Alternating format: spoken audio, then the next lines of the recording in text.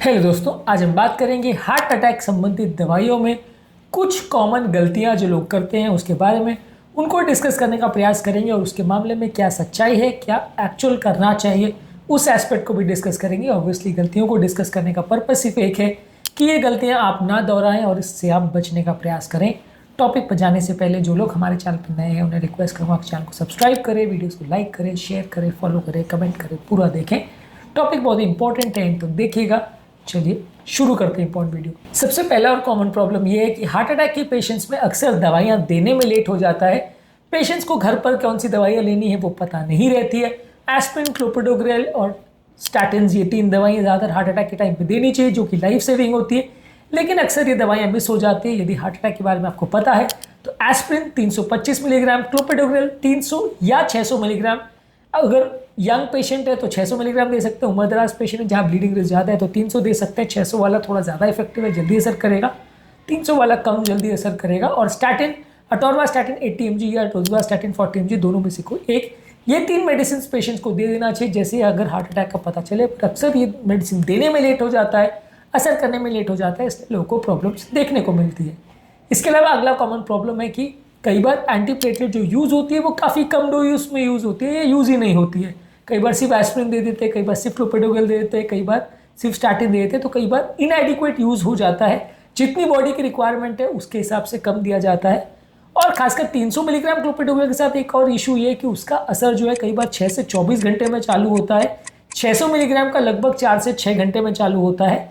जो newer antiplatelets है, P2Y12 inhibitors जैसे टिकाग्लोर और प्रासुग्रेल, जो कि क्लोपिडोग्रेल के बदले दी जाती है, उनका असर 1 घंटे में चालू हो जाता है, तो वो जल्दी असर करती है। तो कई बार हम अगर सही एंटीप्लेटलेट नहीं यूज़ करते तो भी प्रॉब्लम होती है। तो कहने का तात्पर्य ये है कि आप घर पर टिकाग्लोर 90 mg के 2 टैबलेट यूज़ कर सकते हो क्लोपिडोग्रेल के बदले। ये फास्टर एक्ट करेगी और ज़्यादा सेफ है, लेकिन थोड़ा ब्लीडिंग रिस्क है। तो इसलिए कंपेरेटिवली अगर यंग पेशेंट है, ब्लीडिंग रिस्क कम है, तो आप डेफिनेटली टिकाग्लोर को प्रेफर कर सकते हो जब श्योर शॉट हार्ट अटैक है, तो ये ज़्यादा स्ट्रॉन्ग मेडिसिन है। अगर डाउटफुल हार्ट अटैक है तो फिर मे बी उसको देना रिस्की भी हो सकता है, क्योंकि पेशेंट को दूसरी बीमारी और आपने गलत इंडिकेशन के लिए दे दिया तो मुश्किल भी हो सकती है। पर अदरवाइज अगर आप इसको देते हो तो ये बेटर है। एस्पिरिन और स्टैटिन सेम ही रहेगा, लेकिन क्लोपिडोग्रेल, प्रासुग्रेल या टिकाग्लोर, तीनों में से कोई एक देना है। आइडियली यंग पेशेंट में टिकाग्लोर प्रेफर करेंगे, उम्रदराज एल्डरली पेशेंट में 300 मिलीग्राम क्लोपिडोग्रेल प्रेफर करेंगे, ऐसा नॉर्मली मानते हैं। प्रासुग्रेल क्योंकि बहुत ही ज़्यादा स्ट्रॉन्ग है, वो तभी दिया जाता है जब कंफर्म प्लास्टिक का केस हो, पर अदरवाइज अवॉइड करते हैं। अगला कॉमन मिस्टेक हार्ट अटैक के पेशेंट्स में लोग करते हैं कि जब दर्द हो रहा है तो कई बार लोग पेन किलर्स जैसे आइबुप्रोफेन, नेप्रोक्सेन, इस तरह की दवाइयों का प्रयोग करते हैं, जो कि हार्ट अटैक के रिस्क को भी बढ़ा देता है, फायदा कुछ नहीं करता और पेशेंट की किडनी को भी डैमेज कर सकता है। तो हार्ट अटैक के पेन के कम करने के लिए ये पेन किलर्स यूजली नहीं यूज़ करना चाहिए, ये काउंटर प्रोडक्टिव हो सकती है। इसके बदले दूसरी पेन किलर्स आती हैं जैसे ट्रामाडोल है या मॉर्फिन वगैरह, इसका प्रयोग कर सकते हैं, पर वो कंपैरेटिवली सेफर है, लेकिन वो भी डॉक्टर्स से पूछ के ही ले तो ज़्यादा अच्छा है। उतनी इफेक्टिव वो भी नहीं होगी। नाइट्रेट्स जो कि दिया जाता है नली को डायलेट करने के लिए, वो कई बार इफेक्टिव होते हैं पेन को कम करने में, लेकिन उसके साथ प्रॉब्लम ये है कि अगर आपको घर का पता नहीं हो बीपी कितना है और आपने उसको दे दिया तो बीपी बहुत ज़्यादा ड्रॉप हो सकता है, जो कि डेंजरस हो सकता है। खासकर अगर पेशेंट को राइट साइड का अगर इन्फेक्शन हो तो वहाँ पर अगर आपने ये सॉर्बिट्रेट की गोली दे दी तो बीपी बहुत ज़्यादा ड्रॉप हो सकता है। ये भी एक कॉमन मिस्टेक है जो हार्ट अटैक के पेशेंट में किया जाता है। इसलिए ज़्यादातर मैं पेशेंट को ये बोलता हूँ कि सॉर्बिट्रेट वाली गोली अवॉइड ही करे तो ज़्यादा अच्छा है, क्योंकि घर पर पेशेंट का बीपी कितना है और कौन से टाइप का हार्ट अटैक है ये पता करना लगभग मुश्किल है। बीपी फिर भी शायद आप पता कर सकते हैं, चेक कर सकते हैं घर पे मशीन अगर अवेलेबल है तो, पर कौन से टाइप का हार्ट अटैक है वो तो डेफिनेटली ईसीजी के बिना नहीं पता चलेगा। तो वो गोली अवॉइड ही करें तो ज़्यादा अच्छा है। पेन बहुत ज़्यादा हो रहा और बीपी अच्छा है तो शायद दे सकते हैं, पर अदरवाइज़ वो दवाई थोड़ी सी ट्रिकी है यूज़ करने में, कई बार फ़ायदे के बदले नुकसान भी हो सकता है। इसके अलावा कोलेस्ट्रॉल कम करने वाली दवाई अक्सर लोग भूल जाते हैं। इवन अच्छे खासे फिजिशियंस या जनरल प्रैक्टिशनर भी जब पेशेंट भेजते हैं तो हमारे लिए तो आए दिन की बात है कि लोग भूल जाते हैं वो दवा को देना। ये भी काफ़ी कॉमनली इग्नोर्ड प्रॉब्लम है। देना ज़रूरी है, इससे भी एडिशनल फ़ायदा मिलता है, पेशेंट को सिग्निफिकेंट फ़ायदा मिलता है। यदि आप भूल जाओगे तो उसका जो बेनिफिट मिलना है पेशेंट को वो मिस हो जाएगा। इसके अलावा कई बार लोग जो खून पतला करने की एंटीकोएगुलेशन दवा रहती है जैसे heparin, low molecular weight heparin या पिक्सावैन, इसको कई बार या तो देते ही नहीं है या देते हैं तो डोज एडजस्ट नहीं कर पाते। अगर किडनी फेलियर है या किडनी का इशू तो उसका डोज एडजस्ट करके देना आवश्यक है। ये दवाई अब वैसे तो खून पतला करती है और हार्ट अटैक के दोबारा आने के चांस को कम करती है, पेशेंट का मृत्यु दर कम करती है, लेकिन ब्लीडिंग भी कर सकती है। खून ज़्यादा पतला हो गया तो इसलिए ये दवाई के डोजिंग में भी अक्सर कई बार मिस्टेक्स होती हैं। ऑब्वियसली ये पेशेंट के हाथ की चीज़ें तो नहीं है, लेकिन हाँ ये कई बार डॉक्टर का मिस्टेक हो सकता है कि दवा मिस कर दे या ज़्यादा दे दे, तो कई बार ब्लीडिंग हो सकती है। हालांकि देखिए इसको एग्जैक्टली मिस्टेक कहना कई बार गलत है, क्योंकि डॉक्टर तो अपने अंदाज के हिसाब से दवा देता है, दवा पेशेंट की बॉडी पर जाके कैसे असर करेगी वो कहना बड़ा मुश्किल है। कई बार सेम डोज अलग अलग पेशेंट को दिया जाए तो फ़ायदे के बदले नुकसान भी हो जाता है और दवा असर करने के बदले साइड इफेक्ट भी कर देती है। ऐसा होता है, काफ़ी कॉमनली होता है। तो इसलिए इस मिस्टेक को एग्जैक्टली मिस्टेक कहना और इसके लिए डॉक्टर को ब्लेम करना गलत है। लेकिन हाँ ये कॉमन चीज़ें हैं जिसके इश्यूज बनते हैं और पेशेंट को प्रॉब्लम हो सकती है। आइदर वेज बस इनका ध्यान रखने की ज़रूरत है। आपको बस ये चीज़ भूल नहीं जाना है, ध्यान रखना है और जितना बेस्ट पॉसिबल पेशेंट के लिए निर्णय हो सकता है वो लेने का प्रयास करना है।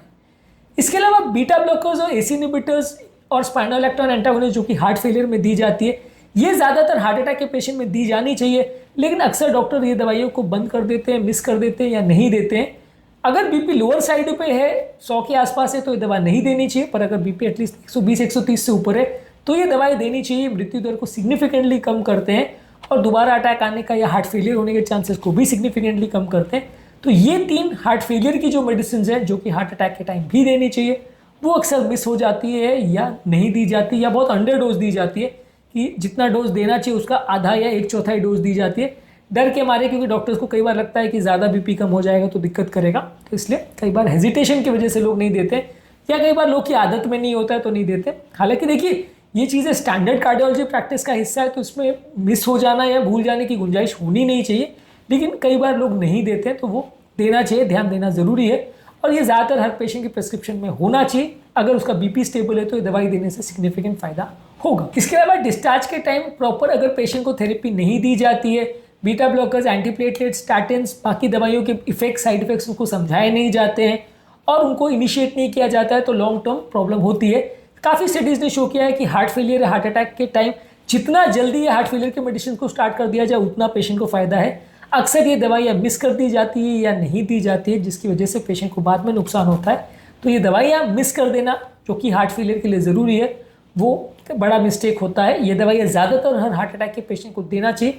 बहुत ही अगर माइनर हार्ट अटैक हो और पेशेंट का बीपी बहुत ही ज़्यादा लो हो या कोई क्लियर कट कॉन्ट्रा इंडिकेशन हो जहाँ पे दवाई देने से फ़ायदे के बदले नुकसान ज़्यादा हो सकता है तो वहाँ पे आप दवाई देना स्पेसिफिक कंडीशन में अवॉइड कर सकते हो, पर ज़्यादातर केस में देना चाहिए। इसके अलावा हार्ट अटैक के केस में कई बार जो खून पतला करने का स्ट्रॉन्ग इंजेक्शन होता है फिब्रिलोटिक थेरेपी, ये भी कई बार कम या ज़्यादा यूज़ हो तो गलत होता है। अगर इसको ओवर यूज़ किया और पेशेंट को ब्लीडिंग हो गई तो भी प्रॉब्लम। एंजियोप्लास्टी अवेलेबल है तो पहले एंजियोप्लास्टी का ही फर्स्ट ऑप्शन देना चाहिए और वही करना चाहिए। अगर नहीं अवेलेबल है तो ही इंजेक्शन देना चाहिए, क्योंकि ये इंजेक्शन उतना ज़्यादा इफेक्टिव नहीं होता और ब्लीडिंग का रिस्क भी होता है। एंजियोप्लास्टी वर्सेस फिब्रिलोटिक थेरेपी के क्या इश्यूज़ है और थ्रोम्बोलिटिक थेरेपी कब देना चाहिए कब नहीं देना चाहिए, ये ऑलरेडी बहुत सारे वीडियोस में हमने डिटेल में डिस्कस किया है हार्ट अटैक मैनेजमेंट में, इनको ज़रूर चेकआउट कर लीजिएगा। तो ये एस्पेक्ट पे आज ज़्यादा डिटेल में नहीं जाएंगे, पर ये भी एक इंपॉर्टेंट इशू है जहाँ पे हार्ट अटैक मैनेजमेंट में अक्सर इश्यूज़ होते हैं और जहाँ फ़ायदे के बदले पेशेंट की जान का खतरा भी कई बार हो जाता है। इसके अलावा पेशेंट को बाई चांस कई बार हार्ट अटैक के टाइम लिवर या किडनी का फेल हो सकता है और ऐसे टाइम पे यदि आप कोई मेडिसिन देते हो तो साइड इफेक्ट्स होने का अंदेशा रहता है। तो इनके पैरामीटर्स को भी विशेष ध्यान देना ज़रूरी है, क्योंकि इसकी वजह से दवाई कम या ज़्यादा असर कर सकती है जिसके बदले पेशेंट को फ़ायदा या नुकसान हो सकता है। तो लिवर और किडनी के फंक्शंस को भी विशेष ध्यान देना ज़रूरी है। इसके अलावा हार्ट अटैक के टाइम ब्लड प्रेशर का मैनेजमेंट, डायबिटीज़ का मैनेजमेंट और बाकी सारे जो कोमॉर्बिड कंडीशंस है और कोई ऐसी व्यसन वगैरह है जिसकी वजह से पेशेंट को प्रॉब्लम हो सकती है वो कई बार मिस आउट हो जाती है, वो कई बार उस पर ध्यान उतना ज़्यादा नहीं जाता तो इसलिए उसके लिए भी प्रॉब्लम हो सकती है। पेशेंट एजुकेशन भी कई बार मिस आउट हो जाता है। पेशेंट को दवाइयों के बारे में, उसके इफेक्ट, साइड इफेक्ट्स के बारे में, सब कुछ के बारे में विशेष जानकारी, पूरी जानकारी होनी चाहिए। यदि नहीं होती है तो वो भी नुकसानदायक है, पेशेंट को फ़ायदे के बदले नुकसान होता है। जहाँ आप इतनी सारी दवाइयाँ पेशेंट को देते हो वहाँ पेशेंट को फ़ायदा नहीं, उल्टा कई बार नुकसान भी हो जाता है। तो पेशेंट को प्रॉपर एजुकेट करना कि उसको कौन सी दवाई दी जा रही है, कौन सी नहीं दी जा रही है, क्यों दी जा रही है, उसका क्या फ़ायदा है, क्या नुकसान है, क्या क्या चीज़ों पर वॉच आउट रखना है और कब कोई साइड इफेक्ट हो तो डॉक्टर को रिपोर्ट करना है, ये सारी चीज़ें पेशेंट को पता होनी चाहिए। अगर किसी स्पेसिफिक दवा का कोई कॉन्ट्रा इंडिकेशन है यानी कोई मनाही है कि इस पर्टिकुलर दवा का यूज़ करने से नुकसान हो सकता है, वहाँ पे उस दवा पर विशेष ध्यान देकर उस दवा को अवॉइड करना चाहिए। और आइडियली ये सारी चीज़ें मेंशन होनी चाहिए पेपर पे। ज़्यादातर पेशेंट्स में ये भी दिक्कत आती है कि जो प्रिस्क्रिप्शन पेपर उनको मिलता है उसमें कुछ भी मेंशन नहीं होता, तो पेशेंट अगर दूसरे डॉक्टर के पास जाता भी है तो कई बार कन्फ्यूजन रहता है कि क्या दिया, क्या नहीं दिया, क्यों नहीं दिया। मेरा यूजली इसलिए ज़्यादातर सॉफ्टवेयर बेस्ड सिस्टम है, तो मैं ज़्यादातर कोशिश करता हूँ कि सारी चीज़ें, कौन सी दवाई दी, कौन सी दवा से फ़ायदा हुआ, कौन सी दवा से नुकसान हुआ, क्या इफेक्ट हुए, क्या साइड इफेक्ट हुए, सारी चीज़ों को मैं मेंशन करता हूँ, ताकि अगली बार वो अगर पेशेंट 6 महीने बाद या 1 साल बाद भी आए, जब आपको पुराना याद ना हो कि भाई पहले पेशेंट को क्या दिक्कत हुआ था, तो वो सारी चीज़ें मेरे सॉफ्टवेयर में या प्रेस्क्रिप्शन पेपर में पेशेंट को मिल जाती है, ताकि दूसरा डॉक्टर के पास भी अगर पेशेंट जाता है तो उसको पता रहेगा कि इसमें क्या इशू हुआ था पहली बार जब दवा दिया था, पहली बार दवा क्यों दिया या क्यों नहीं दिया, अगर ये कोई अलग से दवा दिया तो इसको देने का क्या विशेष कारण था, ये सारी चीज़ों के बारे में जानकारी मिल जाती है। तो डिटेल प्रिस्क्रिप्शन पेपर होना और सारे उसके पेशेंट के डिटेल्स और सारी कोमॉर्बिड कंडीशंस की उसमें डिटेल्स होना काफ़ी ज़रूरी है। काफ़ी ज़्यादा भीड़ भाड़ के चक्कर में या टाइम ना दे पाने की वजह से कई बार ये चीज़ें मिस हो जाती हैं, जिसकी वजह से पेशेंट को बाद में लॉन्ग टर्म प्रॉब्लम्स आती है और पेशेंट को कई बार पता ही नहीं होता कि उसके साथ क्या चल रहा है और कौन सी दवा दी जा रही है, कौन सी नहीं, क्या इशू है क्या नहीं। आज के टॉपिक में हमने डिस्कस किया कि हार्ट अटैक के पेशेंट संबंधित मेडिसिन में क्या इंपॉर्टेंट इश्यूज हो सकते हैं, क्या इंपॉर्टेंट गलतियां होती है, कहाँ लोगों को ध्यान देना चाहिए, क्या क्या चीज़ों में कॉमन मिस्टेक्स डॉक्टर्स या पेशेंट्स के पार्ट पे हो सकती है, इनको समझने की ज़रूरत है। यार ऑब्वियसली ज़्यादातर मिस्टेक्स इसमें डॉक्टर के पार्ट पे होती है और कई बार इनको मिस्टेक्स भी कहना गलत होता है, क्योंकि कई बार डॉक्टर ध्यान देते भी है लेकिन कई बार इफेक्ट साइड इफेक्ट हो जाता है। तो ओवरऑल एक अंडरस्टैंडिंग होना पेशेंट को ज़रूरी है कि क्या क्या इंपॉर्टेंट इश्यूज हो सकते हैं, ताकि वो एक एजुकेटेड वे में डॉक्टर के साथ डिस्कस कर सके, लड़ाई झगड़े करने तरीके से नहीं, एक एजुकेटेड वे में डिस्कस कर सके, ताकि प्रॉपर डिसीजन मेकिंग हो सके और पेशेंट्स को उतनी प्रॉब्लम नहीं आए। उम्मीद करूँगा कि आज के टॉपिक में कुछ नई बातें जानने को मिलेगी। हार्ट अटैक संबंधित सारे मेडिसिन को हमने अलग अलग वीडियोज़ में डिस्कस किया, इनको ज़रूर चेकआउट करें। टॉपिक एंड करने से पहले जो लोग हमारे चैनल पर नए हैं उन्हें रिक्वेस्ट करूँगा कि चैनल को सब्सक्राइब करें, वीडियोज़ को लाइक करें, शेयर करें, फॉलो करें, कमेंट करें,